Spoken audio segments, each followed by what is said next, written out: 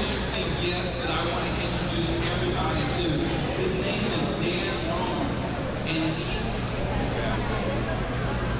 Don Romer, excuse me. And Don Romer is... But I just teach a course, teach a test. Because, oh, sorry. So I teach a test. So when you go out and take a test, you have experience with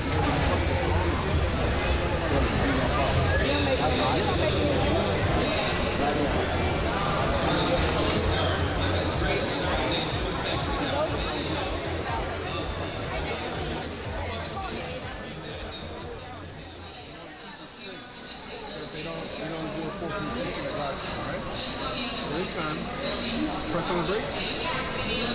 Tip to your toes, there you go. Okay, the airplane's on, but it's not moving because you got the brakes on. Full throttle. Alright, let go of the brakes. Push the left. The left one. There you go. Straighten yourself out a little bit. Okay, let's get you back on the runway. Remember, use the pedals. Really good, you're going straight back to the runway. To the right a little bit, straighten yourself out on the thing. Alright, pull back. Slightly, slowly pull back on the yoke. There you go.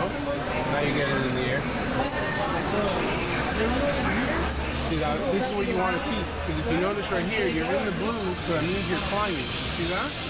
You're climbing right now. Even though you're not straight up in the air, you're still climbing.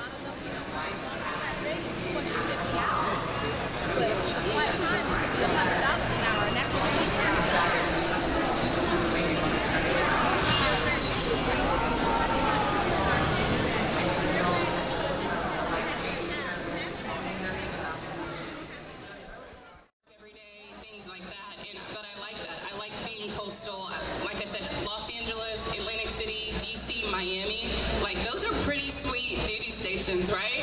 If I were in the Army, I may not be in Miami right now, right? So, and it's the same military service, we get paid the same, the benefits are the same, so I would absolutely encourage people to consider the Coast Guard. And better chow hall. When you go home at night, is it pretty much like a civilian job? It is. I live in Sunny Isles. I live about a block from the beach, and you know, unless I have duty, so I got off duty this morning at 8. So I stand about 5 or 6 24-hour duties a month where we sleep at work. We have bunk rooms, TV. It's got cable and air conditioning and a little fan, so it feels like a little hotel room. And we're just there. You know, we've got our radios on. We're waiting to hear if we're going to get launched in the middle of the night. And so I've been on this streak of getting launched throughout the night and bagging out and having to go home because we've flown so much. But last night we actually had a very quiet night, thank God. And so I got off duty this morning and hanging out with you guys, having a good time at this 7th annual SAFE event, and gonna go home and maybe go to the beach later, and it's pretty sweet. You guys deserve every break you get. We all appreciate what you do, especially when you're out on a boat and something starts to go wrong. It's good to know. I've been on cruise ships.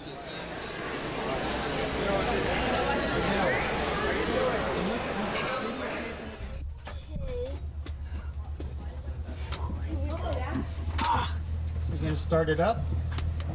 Well, yeah, I know how to start it up. You spur left fuel. Steer. These are to steer, left, right, left, right. Yeah, what about up, down? Up, down, to go up, down. Pull this backwards. Okay, that goes up or down? Well, when you pull it back, it goes up, pull it down, goes... Okay, so what happens if you pull back and keep pulling back? You go all the way up. And then what happens? I think you do like a loopy-loop, something like that. Yeah, man, we're here, we're around the front. And then like, use control or something. And then... These steer the things. These things right here, they steer. This doesn't steer. This. And then this right here, control whether you're too high, too low. So one of these controls your speed. One of these controls. So you're going to be a pilot? Yeah, I want to try. All right. Here's a radio. And is that a TV, like in the middle there? Over here? Oh, I think it's to, like it's to see your speed or altitude, whatever it is. No, it's like to like if your partner's on the ground, like you could like. Oh, it's like a camera to see if your partner's on the ground. How about maybe radar? Radar. Weather radar? Radar? Oh, there's a. I think there's a. Oh, look here. Right here, there's a radar. This is a microphone. Megaphone.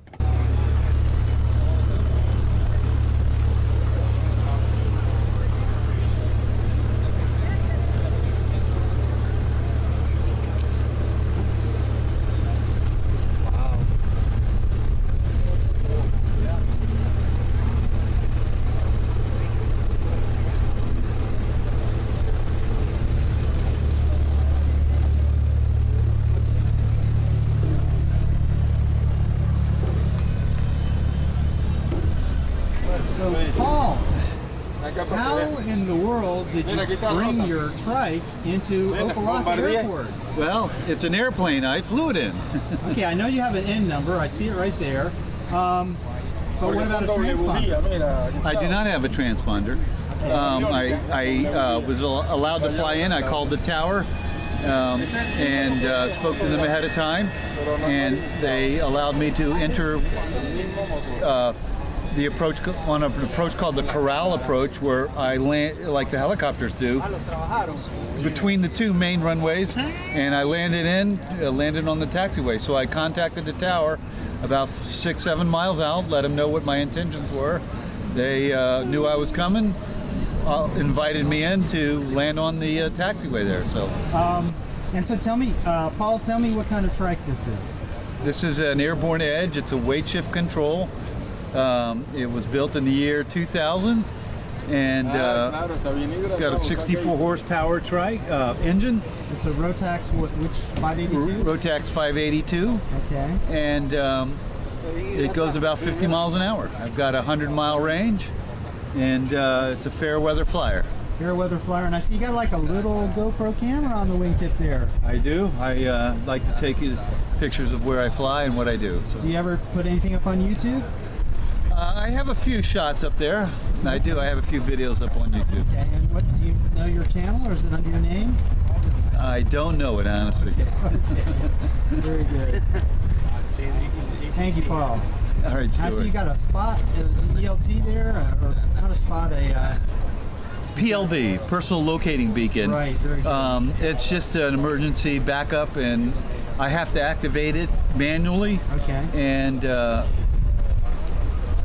it's just there in the event that I get lost and I need somebody to find me. So are there, I know you were in the LAFA club for years and years and years. Is anybody still active in LAFA down here in Homestead?